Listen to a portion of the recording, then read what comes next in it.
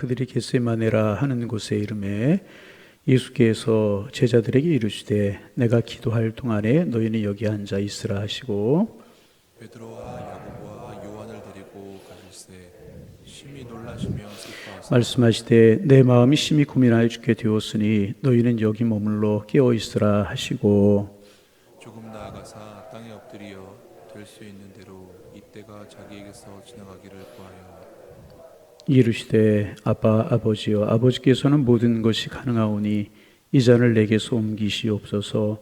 그런 나의 원대로 마시옵고 아버지의 원대로 하옵소서 하시고 돌아오사 제자들에게 자는 것을 보시고 베드로에게 말씀하시되 시몬아 자느냐 내가 한 시간도 깨어 있을 수 없더냐 시험에 들지 않게 깨어 있어 기도하라. 마음에는 은유로되 육신이 약하도다 하시고 다시 나아가 동일한 말씀으로 기도하시고 다시 오사 보신즉 그들이 자니 이는 그들의 눈이 심히 피곤함이라. 그들이 예수께 무엇으로 대답할 줄을 알지 못하더라.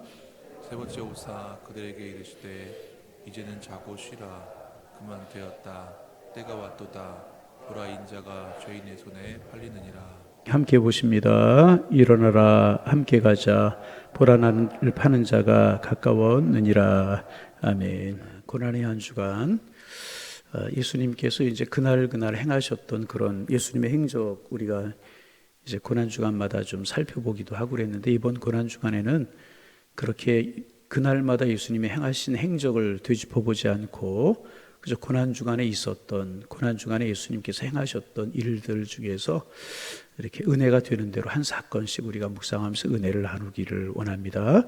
그 중에서 오늘은 이제 겟세마네 동산에서 기도하시는 예수님의 모습 그리고 기도하지 못하는 예수님의 제자들의 모습 보면서 은혜를 좀 나누려고 하는데 사실 예수님의 고난은 겟세마네 동산에서부터 시작이 되었다. 그렇게도 이야기할 수 있습니다. 겟세마네 동산에서 밤새도록 십자가를 앞에 놓고 기도하셨잖아요. 그리고 새벽녘에 이제 잡으러 온 무리들에게 잡혀서 빌라도의 법정, 가야바의 법정 이렇게 재판을 받으시면서 고난이 시작이 되는 것이기 때문에 사실은 겟세마네 동산에서부터 예수님의 고난이 시작이 되는 것이다. 그렇게 이야기해도 과언은 아닐 것입니다. 제자들과 함께 최후의 만찬을 잡수신 예수님께서는요 감람산으로 가셨어요. 감람이라고 하는 말은 이제 감람이라고 하는 말이 올리브라고 하는 말이죠. 올리브산이라고도 이야기를 할 수 있는데 그 산에 올리브 나무가 감람나무가 이제 많이 있는 그런 산입니다. 그리고 이제 겟세마네라고 하는 곳에서 기도하셨습니다. 그러니까 겟세마네는 감람산의 일부, 감람산의 한쪽이 겟세마네라고 이야기할 수 있는 것입니다. 겟세마네는 감람산의 일부인 것입니다. 그리고 이제 그곳에서 밤새도록 기도하셨습니다. 그리고 이제 제자들에게 여기 앉아 있으라 이제 그렇게 예수님이 말씀을 하셨습니다. 그리고 가서 기도하셨어요. 그런데 50절에 보면 제자들이 예수님을 버리고 도망했다. 50절 말씀 같이 한번 읽어볼까요? 50절 제자들이 다 예수를 버리고 도망하니라. 여러분 예수님은 기도하고 계셨고 도망하는 제자들의 모습이 이제 대조가 이제 됩니다. 제자들이 예수님을 떠났다는 것입니다. 가룟 유다가 데려온 사람들에 의해서 예수님께서 이제 체포되었을 때 밤새도록 예수님 기도하시고 새벽녘에 가룟 유다가 사람들을 데리고 오잖아요. 예수님을 잡으러 데리고 온 사람들이 이르렀을 때 예수님은 체포되셨고 제자들은 도망을 했다는 것입니다.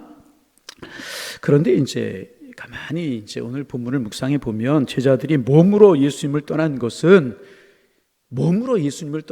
도망한 것은 예수님께서 붙잡히실 때였지만 그들의 마음은 그보다 먼저 예수님을 떠나 있었습니다. 그때가 언제냐 하면 그들이 기도하지 못하고 잠들어 있었을 때였었습니다. 예수님께서 안타까워하시면서 그들을 깨우셨어요. 37절 같이 한번 읽어봅니다. 37절 읽어봅니다. 돌아오사 제자들이 자는 것을 보시고 베드로에게 말씀하시되 시몬아 자느냐 내가 한 시간도 깨어있을 수 없더냐. 그들은 한 시간도 깨우지 못했어요. 예수님이 그들을 깨우셨어요. 그러나 그들은 잠시 후 또 잠이 들었습니다. 40절 말씀 같이 한번 읽어봅니다.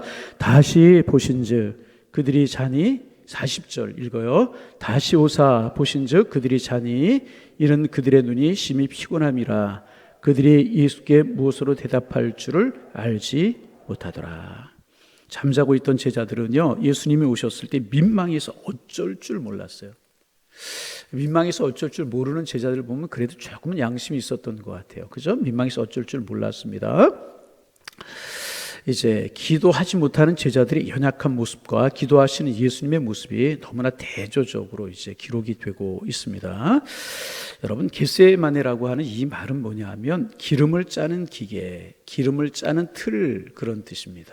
겟세마네라고 하는 뜻이, 감람산에는 이제 올리브 나무가 많았기 때문에 기름을 짜는 기계들이 있었던 것으로 이제 보입니다. 그런데 예수님께서 마치 그 기름을 짜듯이 감람나무 열매를 넣고 그 감람나무 열매를 짜서 기름을 내듯이 기름을 짜듯 간절하게 기도하셨다.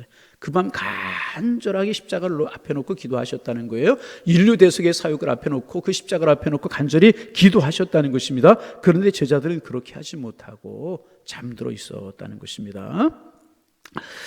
제자들의 이제 제자들이 예수님을 버리는 실패가 여기에서부터 시작이 된 것입니다. 예수님을 버리는 실패자가 되고 말았습니다.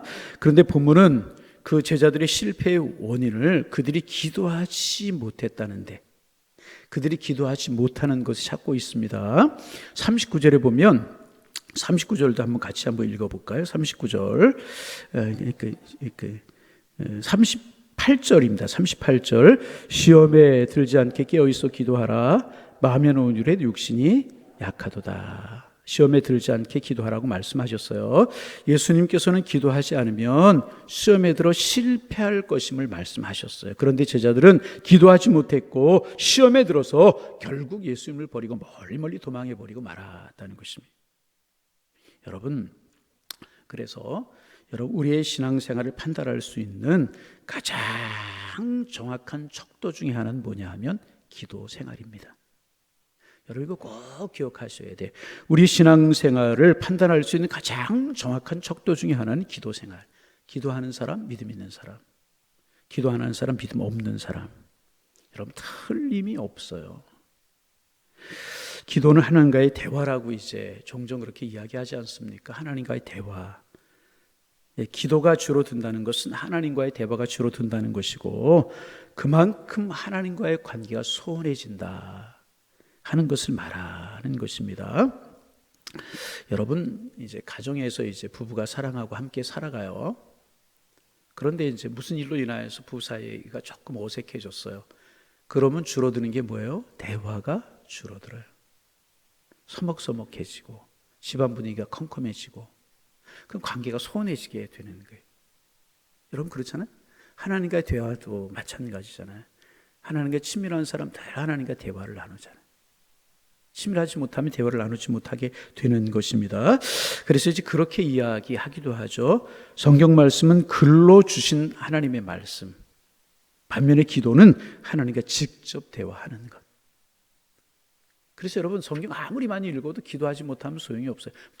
말씀 보지 못하는 것도 문제지만, 그래서 우리는 하나님의 말씀 읽는 것과 기도하는 것이 항상 균형을 이루어야 되는 것이라는 것입니다. 그래서 우리의 기도 생활을 점검해 보면 지금 우리의 영적인 친밀도를 알 수 있는 게 틀림이 없는 사실입니다. 제자들은 기도하지 못하게 되면서 예수님과 멀어지게 되었고 결국 예수님을 버리고 도망할 수밖에 없었다는 거예요. 기도하지 못하면서, 예수님과 대화하지 못할, 예수님과 친밀감이 없어지면서 예수님을 버리고 도망갈 수밖에 없었다는 것입니다. 그런데 여러분, 참 재미있는 사건이 있어요. 그러면 이런 제자들 나중에 회복이 되지 않습니까? 사도행전에 보면 막 능력을 행하고 죽은 사람 살리고 3,000명씩 돌아오는 이런 일들이 일어나지 않습니까? 그들의 능력이 회복이 되는 거예요. 그러면 언제 그들이 회복되었나? 언제 회복되었는가? 그것도 기도하다가 회복이 되었다는 거예요. 아멘. 네.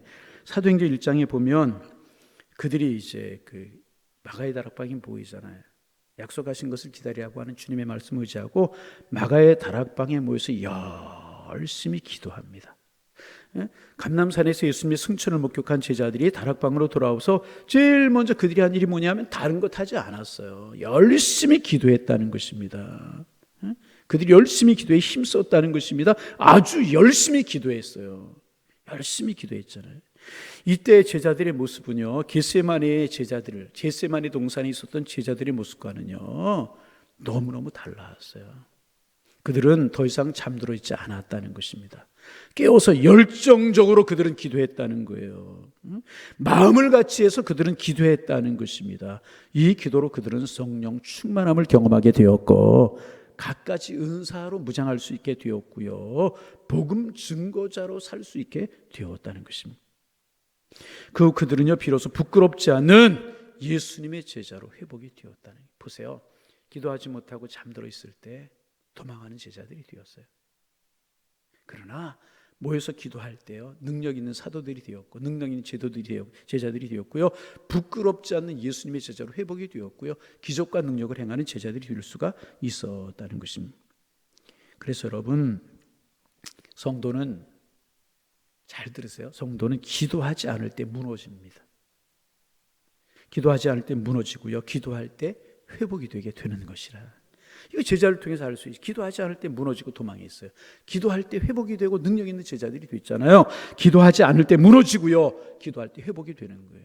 그래서 교회는요, 뭐 경험 많은 사람, 뭐 직분 있는 사람, 이런 사람들이 이끌어가는 교회가 되어서는 안 되고요, 기도하는 사람이 이끌어가는 교회가 되어야 되는 거예요. 할렐루야. 자랑할 거 있다면 기도하는 것. 무엇 자랑할 수 있겠어요? 틀림이 없습니다. 앞에서 말씀드린 것처럼 기도가 대화라면 기도의 회복은 하나님과의 대화의 회복이고, 대화의 회복은 관계의 회복이고요, 사랑의 회복이라는 거예요. 그래서 믿음을 이제 믿음의 회복을 원한다면, 우리의 믿음이 회복되고 정금보다 귀한 믿음이 되어지기를 원한다면, 그리고 하나님과의 관계가 회복되기를 원한다면 우리의 기도부터 회복이 되어져야 될 것이라는 거예요. 여러분, 우리가 이번 주 고난의 한 주간을 지내면서 무엇보다 하나님과의 관계가 회복되기를 원합니다. 우리의 믿음이 회복되기를 원합니다. 주님을 사랑하는 열정이 회복되기를 원합니다. 그러려고 하면 제일 먼저 회복되어야 되는 게 뭐라고요? 기도가 회복되어야 된다는 거예요. 아멘.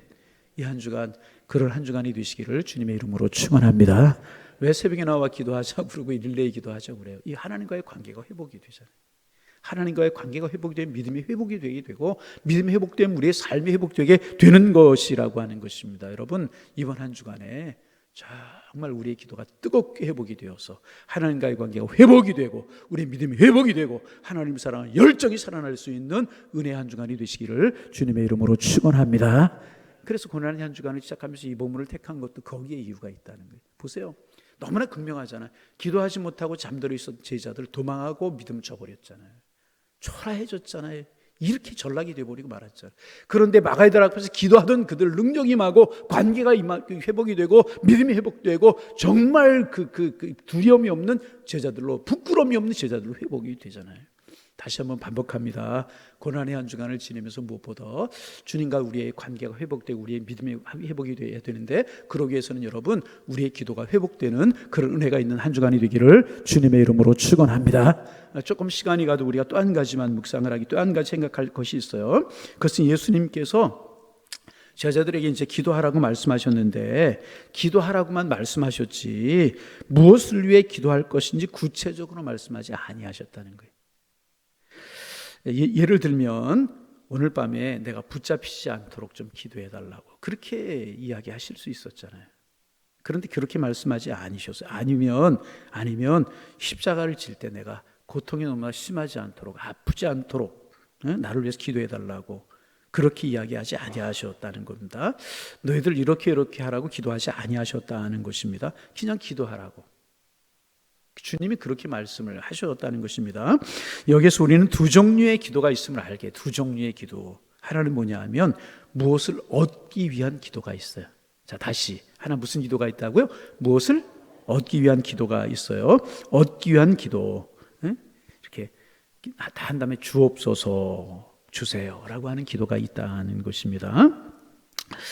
이제 이제 객지에 나가 있는 이제 아들이 전화를 했어요. 어머니 잘 계세요? 잘 있지. 너도 잘 있냐? 너 뭐 사회생활 어렵지 않느냐? 인강 힘들지 않느냐? 건강하냐? 뭐 어머니 잘 계세요. 어머니도 건강. 이렇게 이야기해요. 근데 맨 마지막에 이제 아들이 이야기하는 게, 그런데 주세요. 사실은 용돈이 필요하고 돈이 필요해서 전화한 거예요. 이런 거 이제 주옵소서라고 하는 기도가 있어요. 그리고 또 하나의 기도는 뭐냐면 기도 자체가 목적인 기도가 있습니다. 기도 자체가 목적이에요. 그냥 이제 이렇게 함께 하고 싶고 대화하고 싶고 이야기하고 싶고 기도 자체가 목적인 기도가 있다는 것입니다. 똑같이 객지에 나가 있는 아들이 전화했어요. 이제 엄마 잘 계세요? 그래 너도 잘 있었니? 그런데 왜 기도했니? 엄마 목소리 듣고 싶어서요. 엄마 잘 계신가요? 편안하시죠? 안녕하시죠?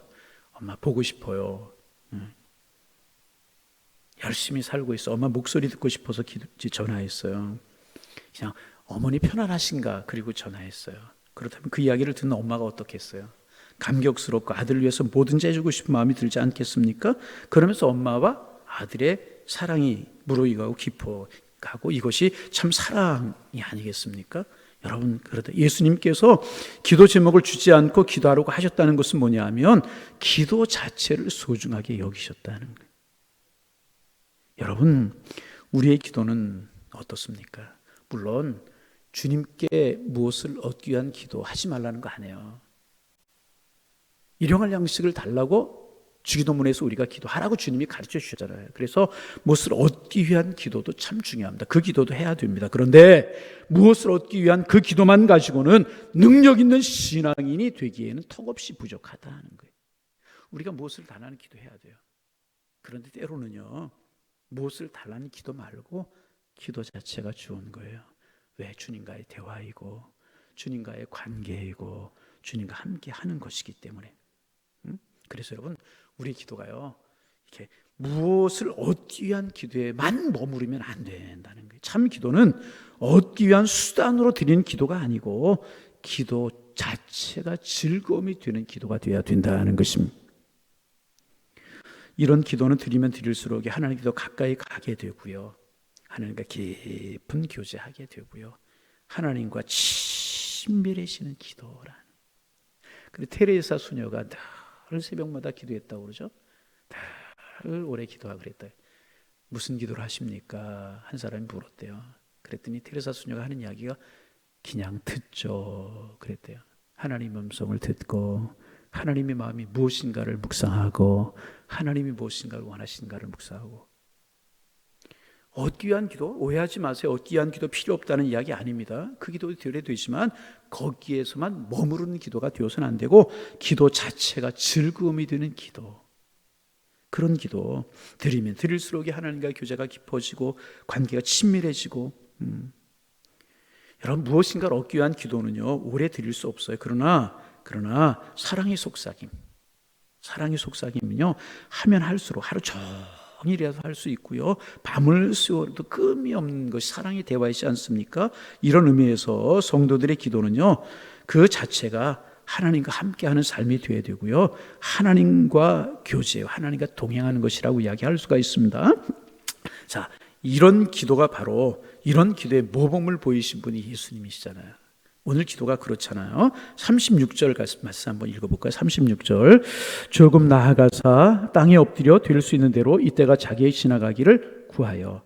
여러분, 이때 예수님의 기도는 무슨 기도였습니까? 주옵소서 달라는 기도였잖아요. 이 고난이 이게 지나서 해달라고 기도하셨잖아요. 그러나 예수님께서는 그런 기도를 바로 거두셨어요.